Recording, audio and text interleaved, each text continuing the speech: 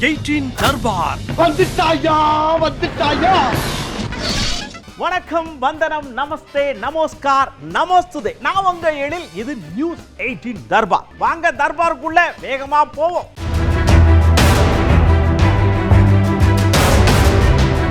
கூட்டணி விலகி வர்றதுக்கு அண்ணாமலை தான் காரணம். வேலுமணி அவர்களுக்கும் எடப்பாடி பழனிசாமி அவர்களுக்கும் ஏதோ உட்கட்சி பிரச்சனை மாதிரி எனக்கு தெரியும்.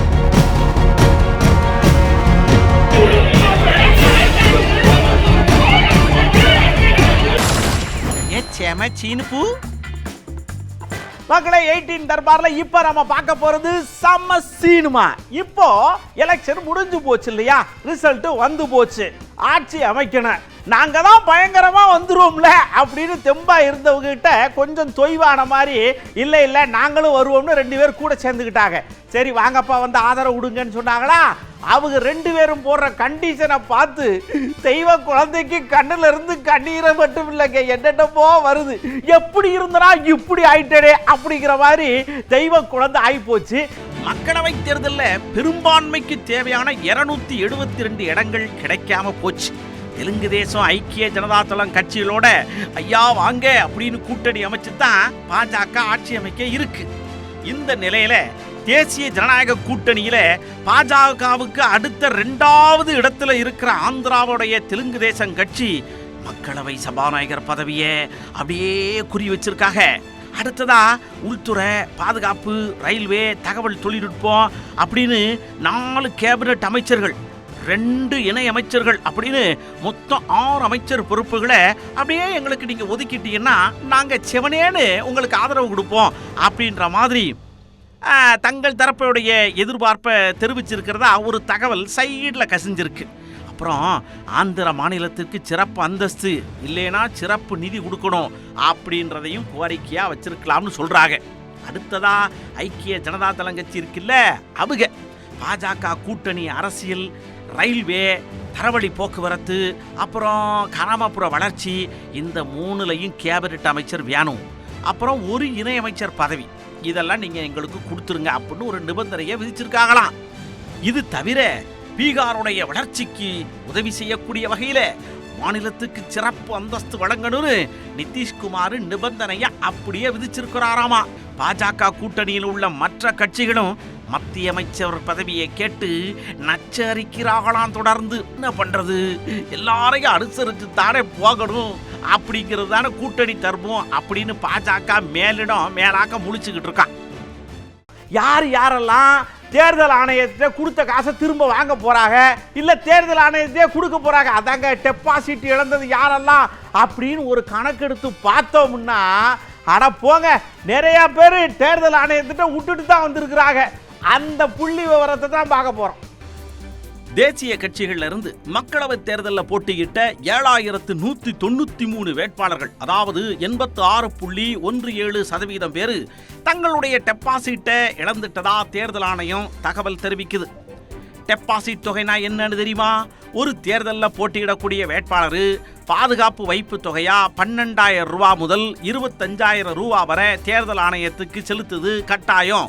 அதாவது 2 லட்சம் வாக்குகள் பதிவாகி இருக்குன்னா அதுல 33,332 வாக்குகளை பெறும் வேட்பாளருக்கு தனது டெபாசிட் தொகை திரும்ப கிடைச்சிருமியா.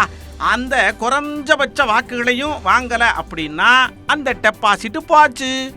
அந்த வகையில் நடந்து முடிஞ்ச மக்களவை தேர்தலில் தேசிய கட்சிகளில் 16% வேட்பாளர்களும், மாநில கட்சிகளில் 6% வேட்பாளர்களும், 47% சுயேட்சை வேட்பாளர்களும் டெபாசிட் தொகையை இழந்திருக்காவ.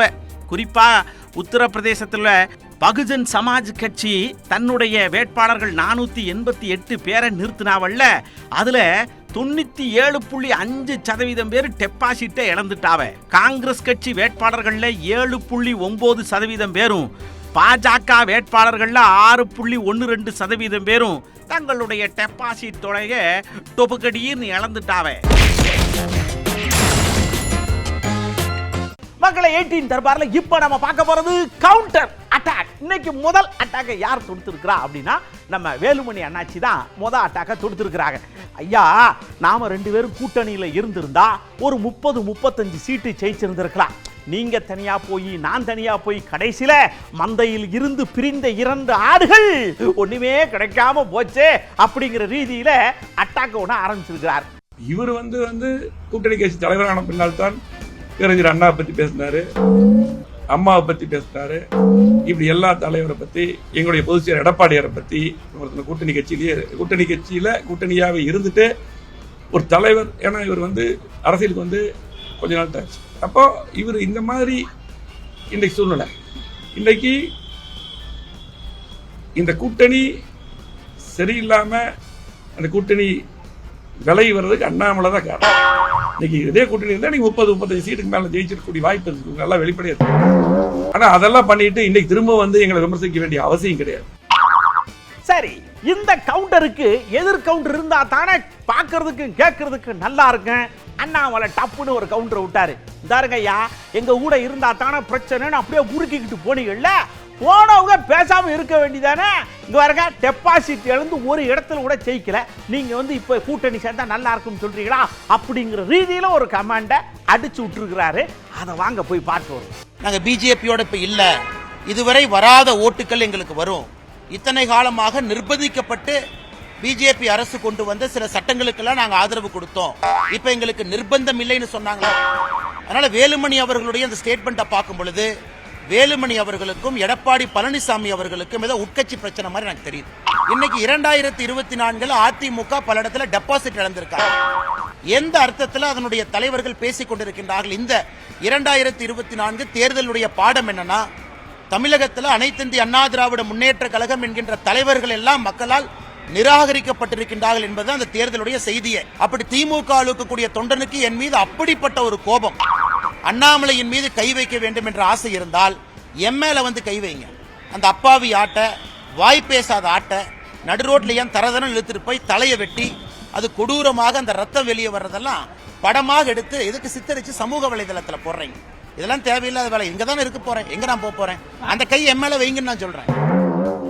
நம்ம தமிழிசை அக்கா தான் ஒரு சூப்பரான கவுண்டரை இங்க கொடுத்துருக்காங்க. என்ன அப்படின்னா, வேலுமணி அண்ணாச்சி சொன்னது சரிதாங்க, எல்லாம் ஒன்னா சேர்ந்து இருந்தா இப்ப நாம ஜெயிச்சிருப்போம்ல அப்படின்னு எனக்கு தோணுது. இது ஏன் கருத்து தாங்க அப்படின்னு அவங்க கருத்தை எடுத்து விட, இந்த பாருங்க, தென் சென்னையில வேணா நானு வாக்கு வித்தியாசத்துல தோத்துருக்கலாம், ஆனா நான் தான் எம்பி அந்த மாதிரி தான் செயல்படுவேன், என்னை யாரும் மக்கள்கிட்ட இருந்து பிரிக்க முடியாது அப்படின்லாம் சொல்லி இருக்கிறாங்க. அந்த கவுண்டரையும் பார்த்துருவோமே. தென் சென்னையில் தேர்ந்தெடுக்கப்பட்டாலும் தேர்ந்தெடுக்கப்படவில்லை என்றாலும் நாங்க தான் பாராளுமன்ற உறுப்பினர். ஏன் நான் இந்த அலுவலகத்தை திறந்தேன்னா, நான் சுற்றுப்பயணம் செய்தேன்.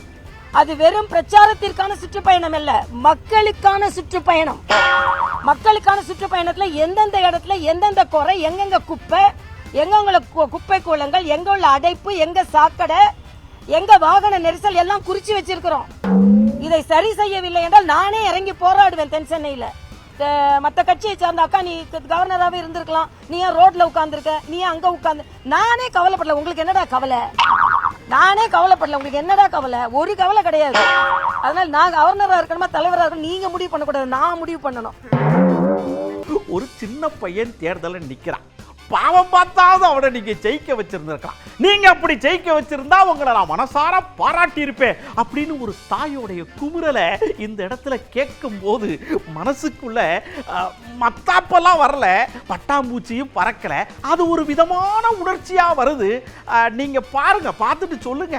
விஜய பிரபாகர் தோல்வி அடையவில்லை, தோற்கடிக்கப்பட்டுள்ளார். வீழ்ச்சி அடையவில்லை, வீழ்த்தப்பட்டு இருக்கிறார். இதுதான் உண்மை. 3 மணியிலிருந்து 5 மணி வரைக்கும் வாக்கு எண்ணிக்கை நிறுத்தப்பட்டிருக்கிறது.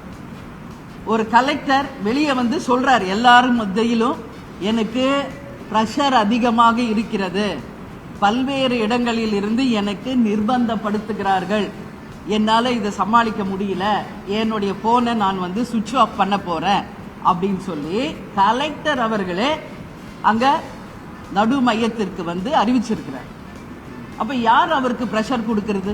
50-60 வருஷமா கட்சி நடத்துறீங்க, ஆட்சியில் இருக்கீங்க. ஒரு சின்ன பையன் முதல் வாட்டி தேர்தலில் நிக்கிறாரு, அப்படி ஜெயிச்சாதான் என்ன போச்சு உங்களுக்கு?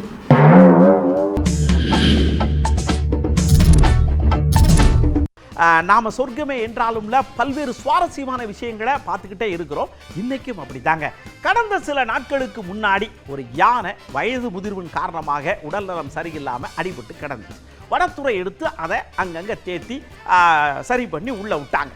குட்டியான திடீர்னு காணாமல் போயிடுச்சு. அம்மாட்ட இருந்து பழையபடி குட்டியான எங்கேயோ இருக்கியா அப்படின்னு சொல்லி கூப்பிட்டு வந்து தாயானைட்ட விட்டா தாயானை உன்னையெல்லாம் சேர்த்துக்க முடியாது, நானே உடம்பு சரியில்லாமல் இருக்கிறேன் அப்படிங்கிற ரீதியில் சேர்க்க மாட்டேங்கி. இப்போ வனத்துறை என்ன செய்யறதுன்னு தெரியலை. கொஞ்ச நாள் பார்ப்போம், இல்லைன்னா முகாமுக்கு கூப்பிட்டு போயிடுவோம் அப்படிங்கிற ரீதியாக தான் யோசிச்சிருக்கிறாங்க. இந்த தாயானையோடைய ஏன் இது சேர்க்க மாட்டேங்குது தான் புரிய மாட்டேங்குது. வீடியோவில் பார்த்தாவது தெரியுமான்னு பார்ப்போம். உடம்பு சரியில்லாத யானைங்க, அம்மா யானை திடீர்னு குட்டியை விட்டுருச்சு. இப்படித்தான் புட்டிப்பால் குடிச்சு வளரணும். சேட்டை பண்ணாம குடிக்கணும் தம்பி, அம்மாட்ட போடல.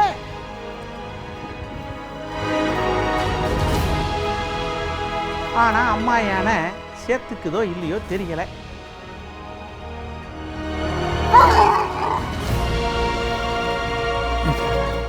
திண்டுக்கல்ல ஆண்கள் மட்டுமே பங்கேற்ற ஒரு திருவிழாங்க. கறி விருந்துனா கறி விருந்து. நந்தி எலும்பை கடிக்கிறதென்ன, விழா எலும்பை உடைக்கிறதென்ன, அப்படியே சூப்பு போட்டு உரியறதென்ன. பார்க்கும்போது நமக்கு அடிவயிறு கப கப கப கபகன்னு பசிக்குது. பார்த்துக்கிட்டே தான் இருக்க முடியுது. நீங்களும் பாருங்க.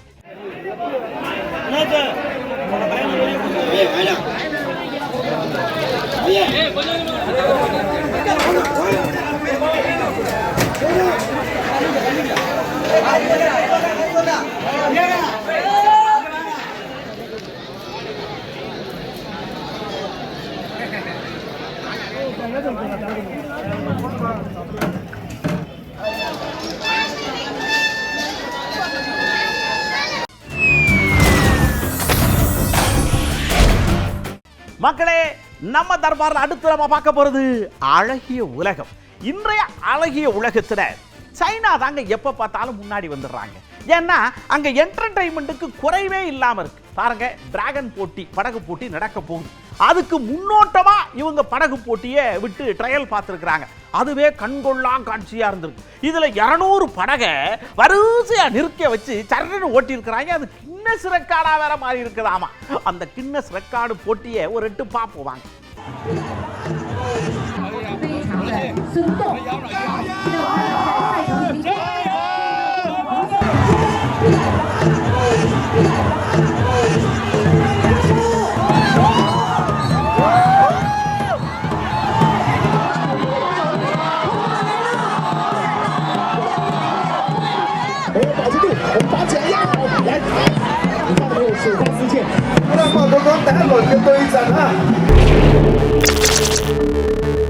மக்களை 18 தர்பார்ல அடுத்து நாம பார்க்க போறது உஷாரையா உஷாரு. எப்பயுமே நாம சொல்றதுதான், நீங்க டூர் போறீங்க இல்ல வேற எங்கேயாவது போறீங்க, குறிப்பா இந்த தேயிலை தோட்டமான இருக்கக்கூடிய இடங்களுக்கு போனீங்கன்னா இந்த கரடி சிறுத்தைகிட்ட இருந்து ரொம்ப பாதுகாப்பா இருக்கணும். ஏன்னா கூடலூர் பக்கத்துல ஒரு சிறுத்தை பாவம் அடிபட்ட நிலையில அங்க எங்கேயோ சுத்திக்கிட்டு இருக்குதுன்னு சொல்லிக்கிறாங்க. அதனால அந்த பகுதியில் இருக்கிற மக்களும் சரி, பயணிகளும் சரி, சுற்றுலா போன ஆட்களும் சரி ரொம்ப உஷாரா இருங்க. அடிபட்ட சிறுத்தை தானே நம்மளை எப்படி பாஞ்சு வந்துரும்லாம் நினைச்சிடாதீங்க. திடீர்னு வந்து பாஞ்சு வந்துடும், பார்த்து இருந்துக்கிடுங்க. ஆமா, நீலகிரி மாவட்டம் கூடலூர் அருகே ஊருக்குள்ள புகுந்த சிறுத்தையை வனத்துறையினர் தீவிரமாக தேடிக்கிட்டு இருக்காங்க. தேவர் சோலை பகுதியில் சிறுத்தை நடமாட்டம் இருக்கிறதா ஒரு தகவல் கிடைச்சிருக்கு. அந்த சிறுத்தை நடப்பதற்கு ரொம்ப சிரமமாக இருக்கு அப்படின்னு சிசிடிவி காட்சியில் பதிவாயிருக்கிறதால காயம் ஏற்பட்டிருக்கலாமோ அப்படின்னு யோசிக்காகலாம். வேகமாக ஓட முடியாத சூழ்நிலையில் சிறுத்தை இருக்கிறதால அந்த பகுதியில் எங்கேயாவது பதுங்கியிருக்கும்பா அப்படின்னு எதிர்பார்த்து வனத்துறைக்காரவங்க கவச உடையெல்லாம் போட்டுக்கிட்டு சிறுத்தையை கண்டுபிடிப்பதற்கான பணிகளில் ஈடுபட்டிருக்காவ. தேயிலை தோட்டம் அப்புறம் கிராமத்தை சுற்றி இருக்கிற புதரெல்லாம் சோதனை நடத்துகிற வேளையில் பாதுகாப்பாக இருக்கணும் பொதுமக்களே அப்படின்னு எச்சரிக்கையும் கொடுத்துருக்காங்களாம். அதனால மக்களே பாதுகாப்பாக இருங்க.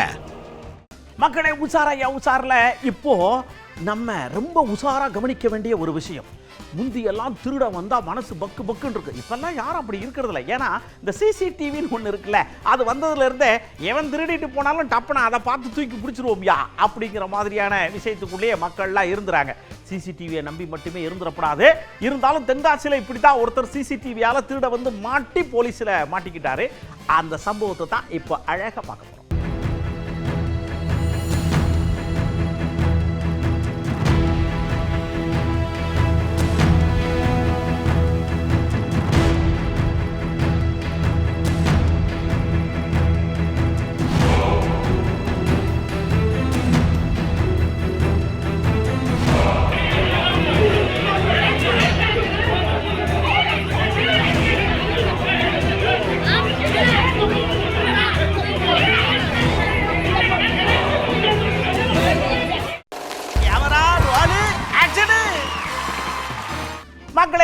ரைட்ல இங்க ரெண்டு விஷயம் இருக்குது. நம்ம இப்போ ஆந்திராவில் எலெக்ஷன் முடிஞ்சது, பவன் கல்யாண் பயங்கரமா ஜெயிச்சாரு. டப்புன்னு அரசியல்வாதிகள் எல்லாம் அவர் அரசியல்வாதியா பார்த்து என்ஜாய் பண்ணாங்க. ஆனா ஒரு நடிகராக நான் என்ன செய்யணும் அப்படின்னு யோசிச்சவரு அப்படியே ஒரு நடிகர் ஃபேமிலிக்குள்ளேயே போய் அந்த என்ஜாய்மெண்ட்டை கவர் பண்ணியிருக்கிறாரு. எப்படி கவர் பண்ணியிருக்கிறாரு, யாரெல்லாம் வந்து வாழ்த்திருக்கிறாங்கிறத நடிகர் ஃபேமிலியோடு சேர்ந்து பாப்.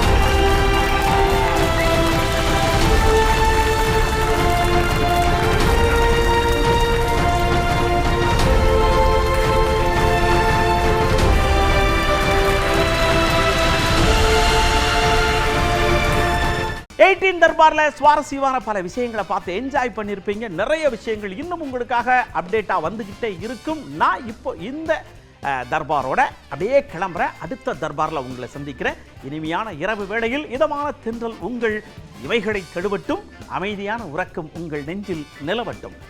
இனிய இரவு வணக்கத்துடன் விடைபெற்றுக் கொள்வது உங்கள் அன்பு நண்பன் எழில். வணக்கம் மக்களே. 18 தர்பார் வந்துட்டாயா.